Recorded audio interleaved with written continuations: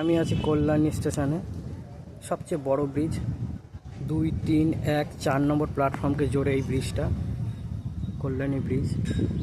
তো ব্রিজটা পুরোপুরি লোহারই তৈরি, স্ল্যাবগুলো লোহার পাত দিয়ে তৈরি। ব্রিজের অবস্থা খুবই খারাপ, জং পড়ে ফুটো হয়ে গেছে এবং বিভিন্ন জায়গায় জং ধরে গেছে। দেখুন অবস্থা, সিচুয়েশান খুবই খারাপ, যে কোনো সময় দুর্ঘটনা ঘটতে পারে।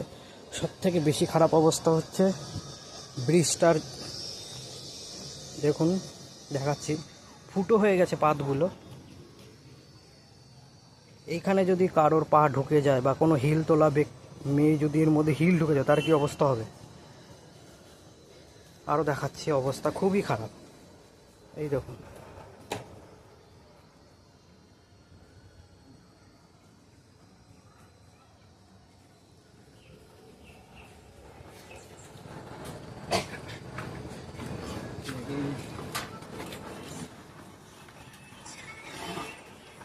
এখন কি অবস্থা।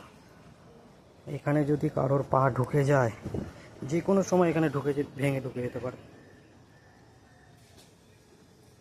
এই হচ্ছে ব্রিজের অবস্থায়। দেখুন, যখন মানুষ সীমান্ত ট্রেনটা ধরতে যায়, সীমান্ত আপ 2 নম্বর প্ল্যাটফর্ম থেকে দৌড়ে দৌড়ে এসে এই ব্রিজের উপর দিয়ে এই 4 নম্বর প্ল্যাটফর্ম দিয়ে নামে।